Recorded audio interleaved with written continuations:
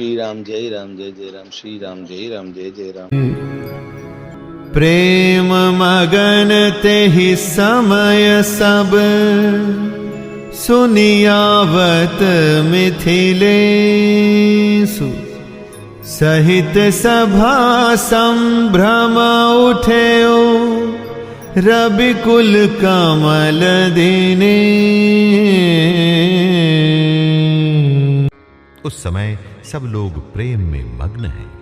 इतने में ही मिथिलापति जनक जी को आते हुए सुनकर सूर्य कुल रूपी कमल के सूर्य श्री रामचंद्र जी सभा सहित आदर पूर्वक जल्दी से उठ खड़े हुए।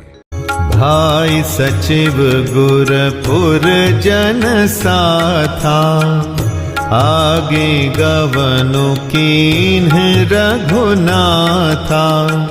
गिरिबरु दीख जनक पति जबहि करि प्रणाम रथ त्यागे तबहि।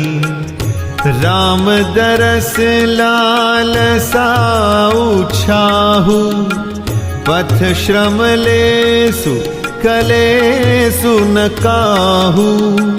मन तह जहाँ रघुबर वैदेही बिनु मन तन दुख सुख सुधि के ही। आवत जनकु चले एहि भांति सहित समाज प्रेम मति माति। आए निकट देखी अनुरागे सादर मिलन परस पर लागे।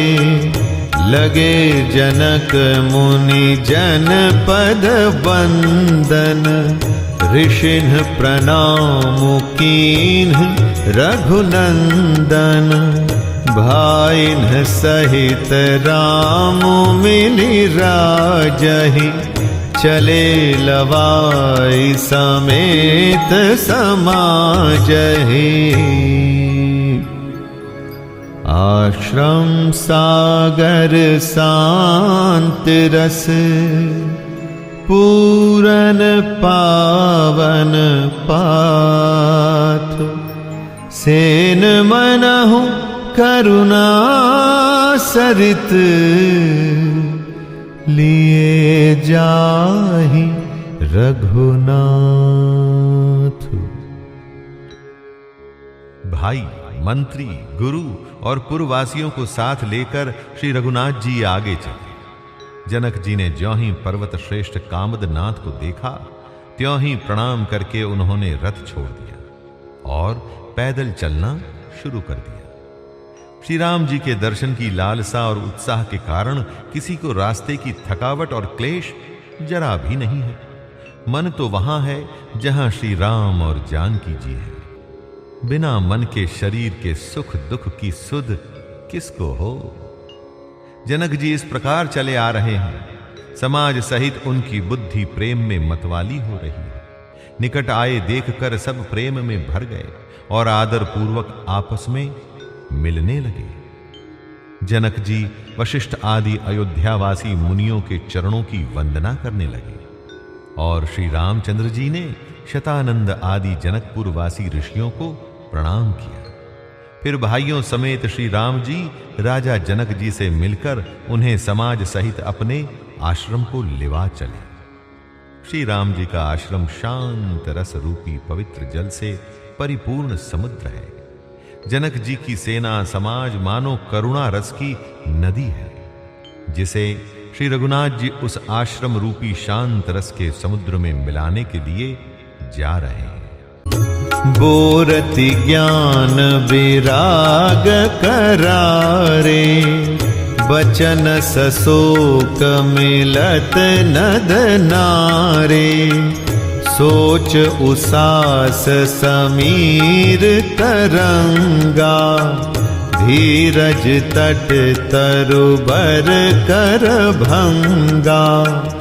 विषम विषाद तोरावती धारा भय भ्रम भंवर अवर्त अपारा। केवट बुध विद्या बड़ी नावा, सकहि न खेई एक नहीं आवा। बनचर कोल की रात बिचारे, थके बिलो की पथिक ही हारे। आश्रम उदधि मिली जब जाई, मनहु उठेउ हम बुधिया कुलाई। शोक विकल दो राज समाजा, रहा न ज्ञानु न धीरज लाजा। भूप रूप गुणशील सराही, रोवहि शोक सिंधु अवगाही। यह करुणा की नदी इतनी बढ़ी हुई है कि ज्ञान वैराग्य रूपी किनारों को डुबाती जाती है। शोक भरे वचन नद और नाले हैं जो इस नदी में मिलते हैं, और सोच की लंबी सांसें ही वायु के झकोरों से उठने वाली तरंगे हैं जो धैर्य रूपी किनारे के उत्तम वृक्षों को तोड़ रही है। भयानक विषाद ही उस नदी की तेज धारा है, भय और भ्रम ही उसके असंख्य भंवर और चक्र हैं। विद्वान मल्लाह है, विद्या ही बड़ी नाव है, परंतु वे उसे खे नहीं सकते हैं। किसी को उसकी अटकल ही नहीं आती है। वन में विचरने वाले बेचारे कोल किरात ही यात्री हैं जो उस नदी को देखकर हृदय में हार कर थक गए हैं। यह करुणा नदी जब आश्रम समुद्र में जाकर मिली तो मानो वह समुद्र खौल उठा। दोनों राज समाज शोक से व्याकुल हो गए। किसी को न ज्ञान रहा, न धीरज और न लाज ही रही। राजा दशरथ जी के रूप, गुण और शील की सराहना करते हुए सब रो रहे और शोक समुद्र में डुबकी लगा रहे। अवगाहि शोक समुद्र सोचहि नारी नर, व्याकुल महा दय दोष सकल सरोष बोलहि बाम। विधि कीन्हु कहा सुर सिद्ध तापस जोगी जन मुनि, देखी दशा विदेह की तुलसी न समरथ को। जो तरि सकै सरित स्नेह की। शोक समुद्र में डुबकी लगाते हुए सभी स्त्री पुरुष महान व्याकुल होकर चिंता कर रहे हैं। वे सब विधाता को दोष देते हुए क्रोध युक्त होकर कह रहे हैं कि प्रतिकूल विधाता ने यह क्या किया। तुलसीदास जी कहते हैं कि देवता, सिद्ध, तपस्वी, योगी और मुनि गणों में कोई भी समर्थ नहीं है जो उस समय जनक राज की दशा देखकर प्रेम की नदी को पार कर सके। किए अमित उपदेश, जहां तहां लोगन मुनि बरन। धीरजु धरिय नरेश, कहे वशिष्ठ विदेह सन। जहां तहां श्रेष्ठ मुनियों ने लोगों को अपरिमित उपदेश दिए और वशिष्ठ जी ने जनक जी से कहा, हे राजन, आप धैर्य धारण कीजिए। जासु ज्ञानु रवि भवनि सिनासा, वचन किरण मुनि कमल विकासा। तेहि की मोह ममता नियराई, यह सिय राम स्नेह बढ़ाई। विषयी साधक सिद्ध सयाने, त्रिविध जीव जग वेद बखाने। राम स्नेह सरस मन जासु, साधु सभा बड़ आदरतासु, सोहन राम प्रेम बिनु ज्ञानो, करन धार बिनु जिम जल जानो। मुनि बहु विधि विदेहु समुझाए, राम घाट सब लोग नहाए। सकल शोक संकुल नर नारी, शोभा सरु बीते बिनु बारी। पशु खग मृगन न कीन्ह आहारू, प्रिय परिजन कर कौन विचारू। दो समाज निमिराजु, रघुराजु नहाने प्रात। बैठे सब बट बिटप तर, मन मलीन कृस गात।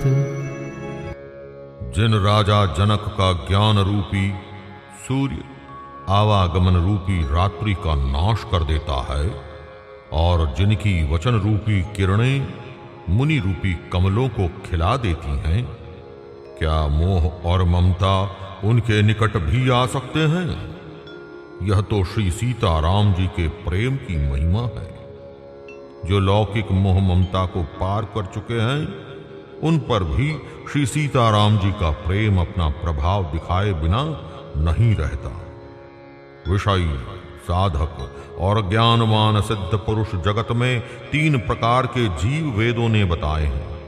इन तीनों में जिसका चित्त श्री राम जी के स्नेह से सरस रहता है, साधुओं की सभा में उसी का बड़ा आदर होता है। श्री राम जी के प्रेम के बिना ज्ञान शोभा नहीं देता, जैसे कर्णधार के बिना जहाज।